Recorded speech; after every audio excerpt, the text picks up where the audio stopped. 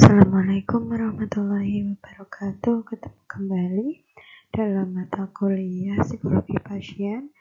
Pada pekan ini kita akan membahas tentang tema manajemen penyakit. Sebelum kita membahas tema ini lebih lanjut, alangkah baiknya kita membaca suratul Fatihah. Dan semoga dengan bacaan suratul Fatihah apa yang kita pelajari hari ini dapat diberikan kemudahan oleh Allah Subhanahu wa Ta'ala, sehingga menjadikan ilmu yang berkah, barokah dan manfaat untuk diri kita maupun lingkungan di sekitar kita. Alaniyah Al-Fatihah.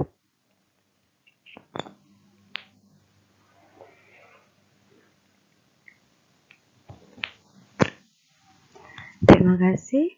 Langsung saja kita akan membahas tema pada hari ini, yaitu manajemen penyakit.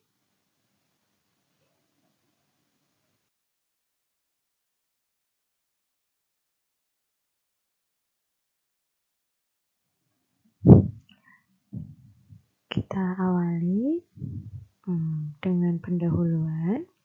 Setiap perilaku agar sesuai dengan tujuan yang dikehendaki, apapun itu ya, hendaknya harus dipersiapkan dengan baik.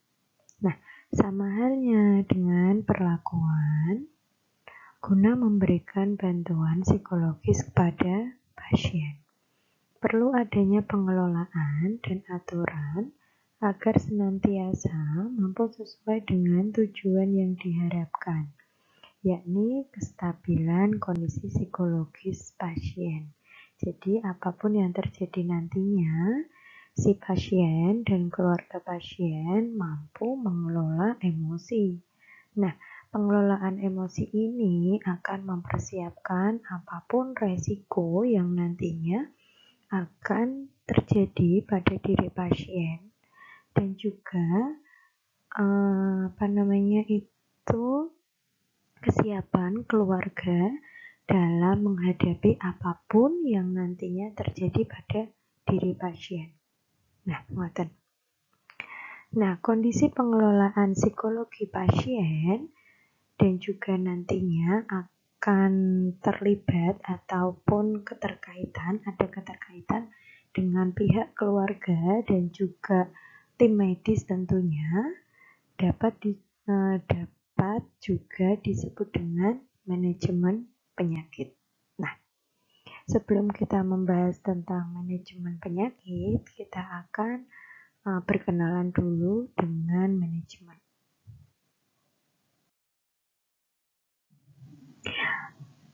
Apakah itu manajemen? Manajemen secara etimologi berasal dari bahasa Prancis, yaitu manajemen. Nah, apa itu? Yaitu seni dalam mengatur atau melaksanakan sesuatu. Seni, karena ini seni berkaitan dengan estetika. Jadi hal-hal yang memang berkaitan dengan keindahan. Nah, karena itu seni. Dan berarti estetika, bagaimana kita mengatur, mengelola, mengatur siapakah, mengatur karena keterkaitan dengan pasien ya, bagaimana mengatur pola perilaku pasien, bagaimana mengatur peran dan fungsi keluarga dalam menghadapi kondisi pasien, apapun itu, baik itu yang berkaitan dengan penyakit kronis maupun terminal. Terminal itu berarti penyakit yang memang vonis meninggal. Nah, lanjut. Manajemen itu tadi secara etimologi, lantas bagaimana secara terminologi? Nah, secara terminologi ada beberapa pakar yang mengungkapkan pengertian tentang manajemen itu sendiri. Nah, dimulai dari siapa? Yaitu George Robert Terry.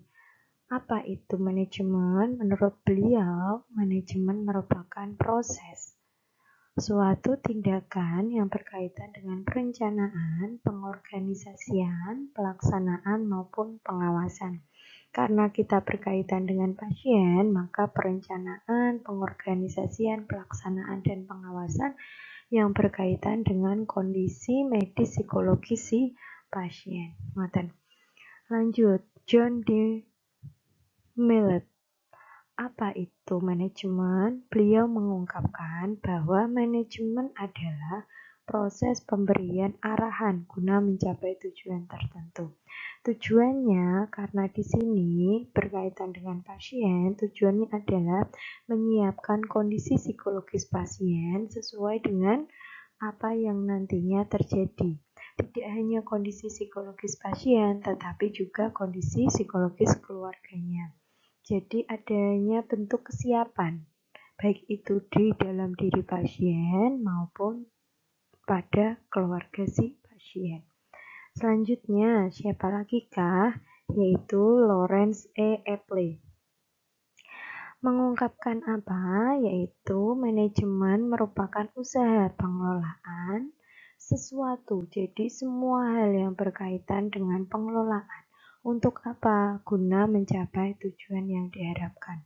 Intinya adalah dari semuanya, menurut para pakar di bidangnya, berarti dalam manajemen adanya bentuk pengelolaan untuk mencapai tujuan tertentu. Ada maksud yang hendak dicapai. Nah, karena ada maksud yang hendak dicapai, maka perlu persiapan-persiapan. Nah, persiapan ini perlu dikoordinasi, perlu dikelola sehingga mencapai tujuan yang maksimal dan optimal sesuai dengan apa yang telah direncanakan. Ngoten ya, inti dari manajemen. Kita lanjut ya. Lalu, fungsi manajemen itu apa? Nah, ini berkaitan manajemen penyakit. Yang satu, kita awali. Nah, planning. Jadi, merencanakan. Rencana tentang apa? Yaitu segala sesuatu yang berkaitan dengan strategi dan penanganan penyakit pasien. Tidak hanya tata cara menangani saja, melainkan berbagai risiko-risiko yang nantinya akan dialami oleh si pasien. Selain beberapa planning yang berkaitan dengan strategi dan penanganan penyakit pasien, juga strategi dan penanganan kesiapan keluarga pasien. Jadi apapun nantinya yang dilakukan oleh keluarga pasien hendaknya menguatkan si pasien, bukan malah memperburuk.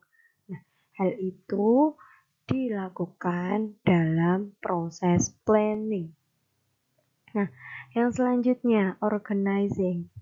Organizing berarti mengorganisasikan keterlibatan semua pihak yang berkaitan dengan pasien. Siapa sajakah? Yaitu diri pasien sendiri, kemudian keluarga pasien dan juga lingkungannya, dan juga tim medis. Tim medis ini berkaitan dengan lingkungan yang pasien tempati saat itu, di mana yaitu pusat pelayanan kesehatan. Selanjutnya setelah organizing yaitu commanding. Nah, berkaitan dengan apa? Dengan pengarahan pihak yang terlibat dengan pasien sesuai dengan peran dan fungsinya. Tim medis berarti berkaitan dengan pengobatan secara jasmani. Konselor berkaitan dengan konsultasi kerohaniawan. Kemudian siapa lagi yang berkaitan? Keluarga memberi dukungan baik itu secara material maupun psikologis. Nah, kemudian diarahkan, ada pengarahan. Siapakah yang biasanya mengarahkan? Yaitu adalah tim medis. Tim medis biasanya memberikan arahan baik itu kepada konselor maupun keluarga si pasien dan juga tim yang lain, ya kan, tim medis kan banyak. Nah, bagaimana penanganan ataupun cara mengelola emosi dan juga kesembuhan si pasien, karena pihak-pihak yang terkait ini akan membantu proses penyembuhan pasien. Kalau memang disembuhkan. Kalau memang tidak ataupun mempunyai indikasi penyakit terminal, bagaimana caranya sehingga pasien siap menghadapi vonis penyakit terminal. Kemudian setelah commanding yaitu coordinating. Coordinating berarti apa? Yaitu menyelaraskan guna menyamakan persepsi. Menyamakan persepsi berarti menyamakan pola pikir dari setiap pihak yang terkait. Nah, pihak tadi apa? Siapa? Medis dan juga konselor dan juga keluarga pasien. Kemudian kontrol, pengawasan dalam pelaksanaan agar sesuai dengan tujuan yang dikehendaki. Oke, itu fungsi dari manajemen. Lanjut ya. Nah, prinsipnya apa? Prinsip dari manajemen ini terkhusus manajemen penyakit, yaitu pembagian tugas sesuai dengan peran dan fungsinya. Tadi tim medis ke bagian jasmania, kemudian konselor ke rohania, keluarga nanti pemberian dukungan psikospiritualnya ataupun psikososialnya. Nah, macam-macam. Kemudian wewenang dan tanggung jawab atas tugas masing-masing.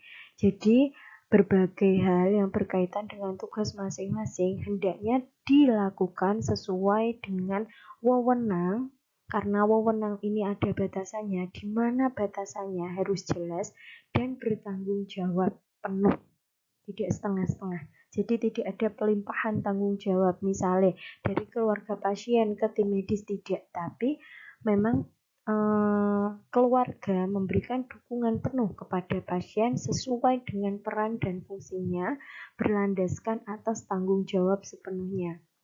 Ada juga batasan yang membatasi peran dan fungsi si keluarga pasien. Salah satunya apa? Tidak diperkenankan memberitahukan vonis atau diagnosis, karena itu bukan kewenangan keluarga pasien, melainkan kewenangan seorang tim medis. Lanjut, prinsip selanjutnya yaitu satu kesatuan dalam mewujudkan tujuan yang ada. Nah, pihak-pihak yang terkait ini mempunyai satu tujuan yang sama, menjadikan satu kesatuan yang utuh. Jadi saling mendukung, saling melengkapi, bukan berjalan sendiri-sendiri, melainkan satu kesatuan yang utuh demi tujuan untuk memberikan kesembuhan, apapun nanti resiko yang akan diterima si pasien maupun keluarga pasien. Oke. Kemudian prinsip yang terakhir, keadilan dan semangat dalam melaksanakan tugas masing-masing. Jadi tidak ada yang namanya pelimpahan, terus ada ketimpangan satu sama lain. Itu tugasmu, saya tidak tahu menau, bukan itu, melainkan bersifat adil. Adil bukan berarti sama, tapi adil sesuai dengan proporsi peran dan fungsi masing-masing. Kemudian semangat. Semangat ini berarti adanya motivasi, penggerak. Nah, penggeraknya apa? Penggeraknya yaitu satu tujuan tadi, tujuan yang ingin dicapai. Apa itu? Kestabilan si pasien untuk menghadapi penyakitnya, apapun itu. Baik itu nantinya si pasien akan sembuh tanpa kondisi kecacatan, sembuh total maksudnya, ataupun sembuh dengan kondisi kecacatan, ataupun vonis tidak terselamatkan. Ya. Manajemen penyakit berarti manajemen penyakit atau pengelolaan sesuatu hal yang berkaitan dengan penyakit. Siapa sajakah yang nantinya akan berkaitan ataupun hal-hal apa yang nantinya akan dilakukan, yaitu yang pertama, pengelolaan perilaku pasien. Pengelolaan perilaku pasien tentu saja yang mempunyai wewenang dan tanggung jawab adalah si konselor. Nah, konselor mempunyai peranan penting untuk mengelola perilaku pasien. Bagaimana pasien dalam menangani kondisi penyakit yang memang vonis kronis ataupun vonis terminal. Ngoten. Pengelolaan perilaku ini berkaitan dengan kondisi kognisi atau pola pikir dan juga perasaan yang diungkapkan melalui sikap yang nantinya wujudnya adalah perilaku. Ngoten ya. Kemudian yang kedua, manajemennya, dukungan dari keluarga dan lingkungan. Nah, pihak yang terkait siapa? Keluarga, dengan memberikan dukungan penuh. Misalnya menjenguk, nah, memberikan motivasi atau dorongan, memberikan kasih sayang, ataupun saat memang divonis meninggal nantinya, keluarga memberi dukungan penuh, tidak boleh berputus asa, tidak boleh berdoa untuk cepat diambil sang kuasa, tidak, tapi bagaimana melakukan ikhtiar untuk mendapatkan meninggal yang memang husnul khotimah. Nah, itu dukungan dari keluarga. Selanjutnya, sarana dan prasarana penunjang. Siapakah yang berperan? Yaitu tim medis dan jajarannya. Jadi bagaimana memberikan pelayanan yang maksimal, yang berkaitan dengan pelayanan kesehatan, baik itu obat, kemudian ruangan, pelayanan kesehatan yang lainnya. Nah, itu berkaitan dengan para tim medis yang mengelola rumah sakit ataupun layanan kesehatan yang lainnya. Jadi baik itu konselor, keluarga, dan juga tim medis yang menangani harus mempunyai tujuan dan juga satu kesatuan. Jadi persamaan apa? Persamaan semangat, persamaan tanggung jawab, dan persamaan tujuan yang hendak dicapai. Ngoten, itu inti dari manajemen penyakit. Ngoten ya. Oke, itu dulu yang bisa saya sampaikan. Jika memang ada pengalaman ataupun apapun itu yang mau kita bagikan ke teman-teman ataupun dalam forum diskusi, dipersilakan untuk berbagi di forum kelas virtual yang telah kita sepakati sebelumnya. Nah, kita akan membahas tema ini lebih lanjut di kelas virtual. Kurang lebihnya saya mohon maaf. Bila ada kata yang salah, akhirul kalam. Wassalamualaikum warahmatullahi wabarakatuh.